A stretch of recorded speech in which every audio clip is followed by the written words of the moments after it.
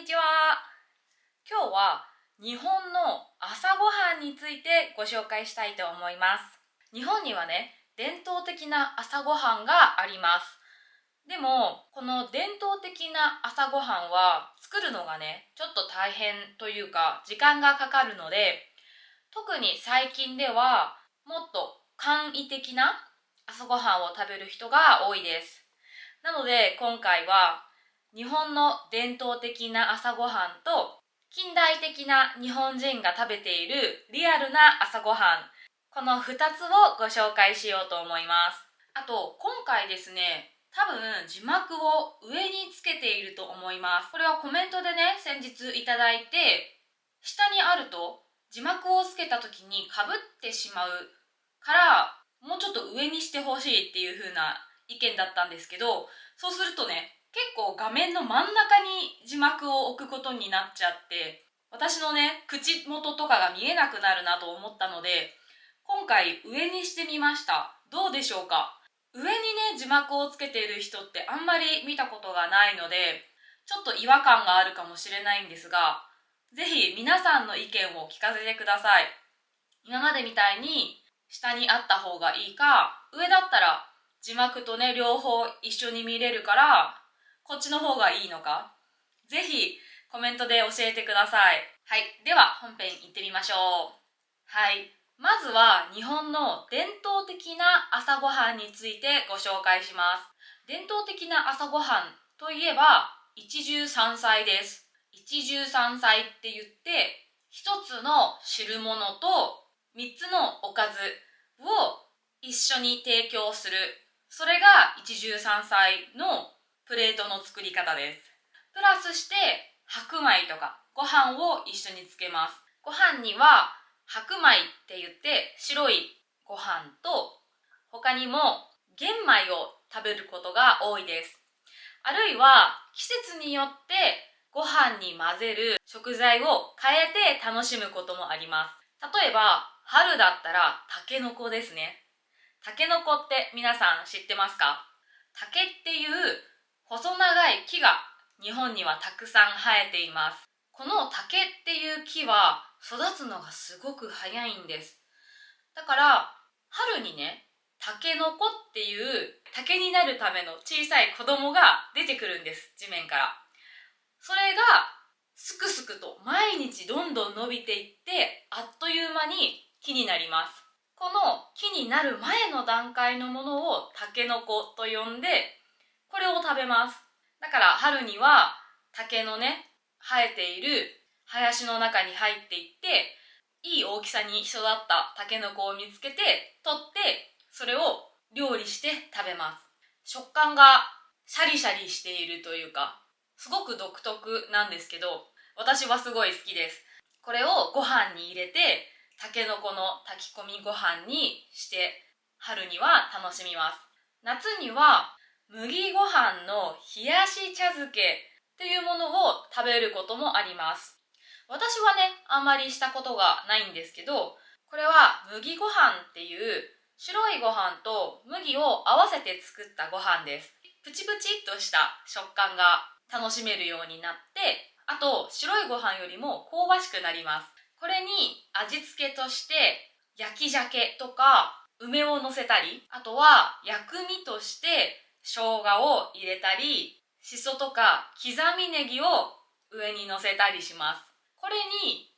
冷たいだし汁をかけて食べるのが麦ご飯の冷やし茶漬けです。だからちょっとスープみたいになるんですけど、ご飯がメインです。夏に麦ご飯の冷やし茶漬けを食べる理由は、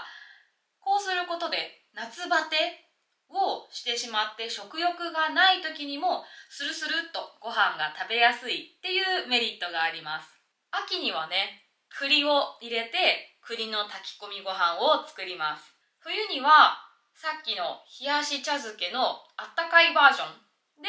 お茶漬けを作って食べることがあります。私はこのあったかいね、お茶漬けが大好きで、これはだし汁だけじゃなくて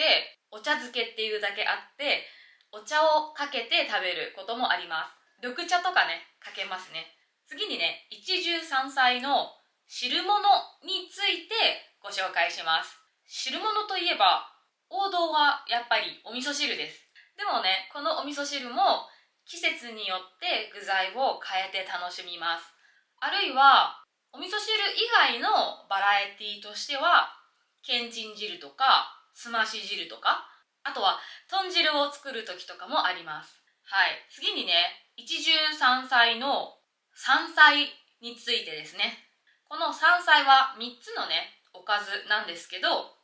1つの主菜と2つの副菜の合計3つを合わせて山菜と呼びます。主菜としてはね、定番なのは焼き鮭かなと思います。他にも基本的には焼き魚が出てくることが多いです。あるいは日本の定食屋さんとかに行くと、生姜焼きとか唐揚げとかそういうものが主菜として出てくることが多いです。で、2つの副菜については、例えば煮物とかおひたしとか漬物とか酢の物とかっていうものを食べることが多いです。日本のね、一汁三菜では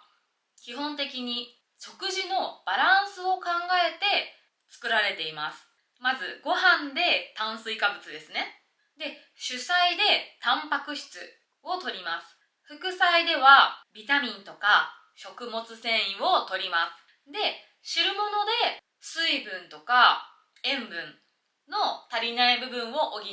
そういう感じのイメージです。だからしっかり日本の一汁三菜の定食をね、毎日食べられるんだったら、多分かなり健康的かなというふうに思います。でもね、やっぱりこれだけの料理を朝から作るのって大変ですよね。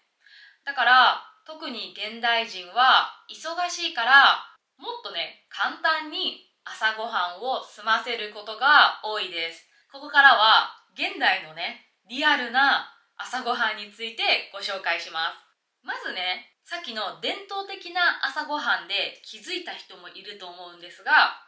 日本では朝からご飯を食べます。皆さんはもしかしたらびっくりする国の人もいるかもしれないですね。朝からご飯って重いですか？私は朝からご飯を食べて育ってきたので、ご飯を食べないとちょっと元気が出ないです。現代ではね、ご飯を作る炊飯器っていうのがあって、この炊飯器はタイマー機能がついていることが多いです。例えば朝の6時にはご飯が炊き上がってすぐに食べられたらいいなって思ったら、朝の6時に炊き上がるようにタイマーをオンにしておけば、朝起きたら自動的にご飯が炊けています。だからほぼね、自動的に作れるので、準備だけしておけばすぐに食べられます。だから朝は白米とお味噌汁だけ作って朝ごはんを食べて仕事に出かけるっていう人も多いとは思います。でもご飯を炊くのもね、準備するのが大変だし、炊飯器を後で洗うのも大変だから、もっと簡易的なものだとパンとコーヒーで朝ごはんを済ませる現代人も多いと思います。あるいはね、ヨーグルトとかシリアルとかを食べて出かける人も多いです。これはかなりどこの国でもね、珍しくないと思います。日本も同じです。あるいは